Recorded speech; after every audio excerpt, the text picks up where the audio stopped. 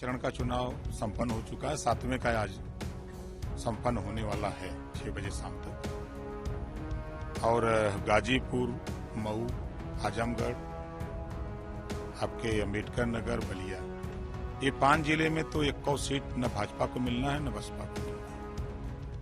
और बनारस में 8 सीटें हैं, 8 में हम 5 जीत रहे हैं, 2 पे लड़ाई है।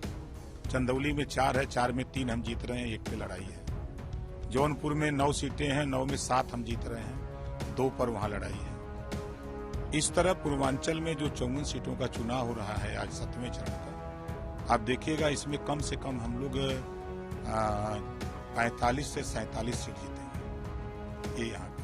क्योंकि जो प्रदेश का माहौल भारतीय जनता पार्टी ने खराब कर डाला, जो पिछड़े दलित का आरक्षण लूटा, आरक्षण जो बाबा साहब डॉक्टर अम्बेडकर ने दिया उसको ये खत्म कर रहे हैं। दूसरा, जातिवार जनगणना कराने के सवाल पे भारतीय जनता पार्टी ने सुप्रीम कोर्ट में एफिडेविट दिया कि हम नहीं कराएंगे। और माननीय अखिलेश यादव के नेतृत्व में जो गठबंधन बना, ये जातिवार जनगणना कराने के लिए कि सरकार बनते ही 6 महीने में करा देंगे। दूसरा, गरीबों का इलाज हम कोई भी जाति धर्म का होगा हम फ्री में इलाज करेंगे, ऑपरेशन फ्री में करेंगे। तीसरा, एक समान अनिवार्य और फ्री शिक्षा हम देंगे। और प्रदेश में बिजली सरकार बनते ही शपथ जिस दिन अखिलेश जी लेंगे उसी दिन से लगातार 5 साल घरेलू बिजली का बिल माफ कर देंगे। प्रदेश में इस बात को जब कहिए बिजली के बिल माफी पर, तो हर आदमी एग्री है कि नहीं ये चीज होना चाहिए। जो योगी मोदी जी के आवारा पशु, या हम अपनी भाषा में पूर्विया भाषा में उसको ललका साढ़ कहते हैं, तो ये ललका साढ़ से निजात दिलाने के लिए पूरे प्रदेश की जनता अखिलेश यादव जी को वोट दे रही है, उनके गठबंधन को दे रही है। और जहां तक गाजीपुर जहूराबाद का सवाल है, तो यहां जितना भाजपा और बसपा मिल के वोट पाएंगे उतना वोट से हम चुनाव जीतेंगे। आपने अंतिम लेना चाहे कि क्या उम्मीद की जा सकती है सपा से और क्या आपकी गठबंधन से? देखिए, राजा के लक्षण परिलक्षित होते हैं। हम देख रहे हैं कि करीब 5वें चरण से ही अधिकारी मूड बदल लिया है। अब तो अखिलेश जी के बंगले की सफाई हो रही है, मुलायम जी के बंगले की सफाई हो रही है, शिवपाल के बंगले की रंगाई पोताई हो रही है। तो वहां उन लोगों को मालूम हो गया ब्यूरोक्रेट को कि आ रही है सरकार समाजवादी पार्टी गठबंधन की। तो ये दिख रहा है लोगों को। और प्रदेश की जनता बदलाव चाह रही है। महंगाई की मार से अब जो गरीब 250-300 रुपया डेली पे काम कर रहा है उसके परिवार कैसे चलेगा? ये महंगाई पर कोई काबू पाने के लिए कोई इनकी योजना नहीं है। बेरोजगारी चरम पे है, रोजगार की कोई इनकी योजना नहीं है। ये सिर्फ नफरत की राजनीति करते हैं। हिंदू मुसलमान, भारत पाकिस्तान, मंदिर मस्जिद, ये सबसे क्या फायदा है भाई? घट घट व्यापी राम है, दुनिया देखे ना। अलग अलग धर्मों के लोग हैं, अपने अपने धर्म की पूजा पाठ करें, क्या है? आप प्रदेश में अमन चैन पैदा करो, नफरत की बात क्यों करते हो? क्या बात करोगे राष्ट्रवाद का, काम होगा जातिवाद का। आप ही अलायंस पार्टनर रह सकते हैं पिछली बार, तो क्या इश्यूज रहे जिनके ऊपर आपने छोड़ा? देखिए, Bharatiya Janata party use and throw वाली पार्टी है। वो अब आपने देखा कि पूरे उत्तर प्रदेश में लोग कोरोना जैसी महामारी में ऑक्सीजन के लिए, बेड के लिए, वेंटिलेटर के लिए, दवाई के लिए तरस रहे थे। और ये लोग बंगाल में वोट के लिए तरस रहे थे। इनको ये नहीं पता कि यहाँ लोग मर रहे हैं। बांदा से बलिया तक गंगा जी में हजारों लाशें तैर रही थी। इनको ज्ञान नहीं कि इससे हम कैसे निजात दिलावें। ये बंगाल में वोट के चक्कर में खाली पड़े थे। और आज प्रदेश में आप किसी परिवार में जाइए, आपको ये लगेगा कि वो परिवार रोजगार के लिए परेशान है। वहां का नौजवान परेशान है, उसके माँ बाप परेशान है, पढ़ा लिखा करके कि रोजगार नहीं मिल पा रहा है, वो परेशान है रोजगार के लिए। आज किसान से बात करिए तो योगी मोदी के ललका साढ़ से फसलें चली जा रही हैं। इसको रोकने के लिए इनके पास योजना नहीं है। खाली नफरत की बात बोलते हैं। हिंदू मुसलमान, भारत पाकिस्तान, और पाकिस्तान सबसे ज्यादा भाजपा ही जाते हैं। हमारे देश के प्रधानमंत्री जी गए, नवाज शरीफ की पत्नी को पैर पकड़े, साल भेंट किए, बिरयानी खाई चले आए। आपके लाल कृष्ण आडवाणी जी गए, जिन्ना जी के मजार पे चादर चढ़ा के आए। वहीं आप देखिए, वही ये स्वर्गीय अटल बिहारी वाजपेयी जी समझौता एक्सप्रेस चलाए। पाकिस्तान में जो समझौता एक्सप्रेस लेके गए तो उसके पीछे क्या मकसद था?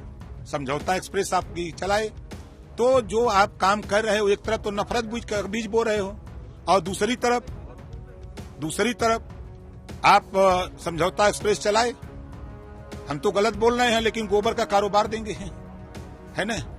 हमारे देश के प्रधानमंत्री, पढ़ो तब न जानकारी होगी है। सर बात करें बीजेपी क्लेम कर रही है 300 के पार जा रही है। देखिए, दिल्ली में भी चुनाव हो रहे थे, दिल्ली में भी ये 2/3 चुनाव जीत रहे थे और 2/3 में 3 सीट पाए।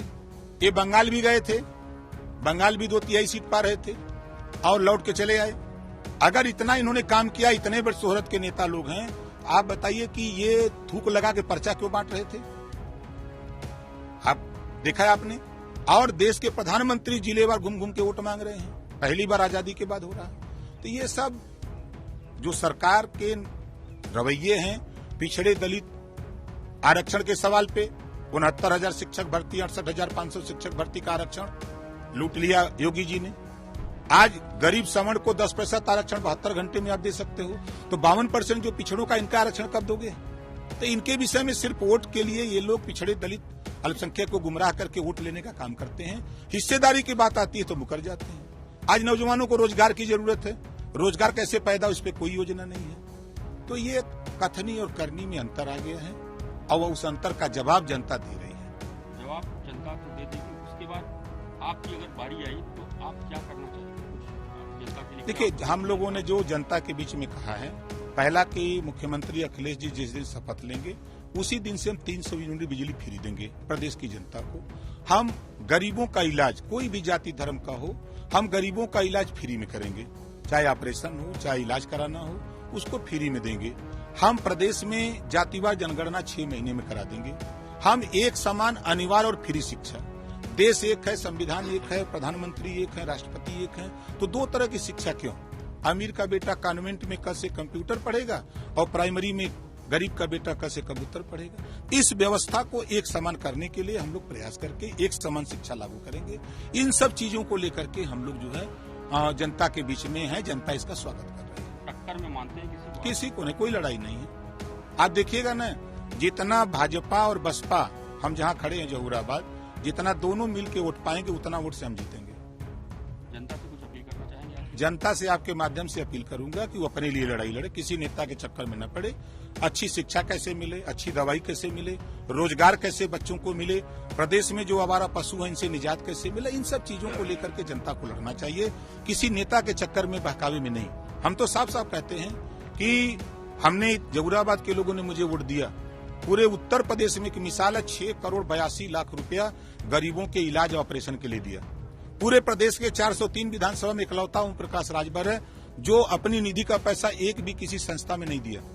हमने दिया पैसा तो सड़क, खड़ंजा, आरसीसी, जो काम जनता के लिए पैसा सरकार के मिलता है मद में, वो मद में हमने जनता के लिए काम किया। हमने प्रदेश में एक इतिहास है कि 5 साल में यहाँ विधायक रहा हूँ, कोई माई के लाल ये नहीं कह सकता कि किसी से हम थाने पर दलाली किया हूँ।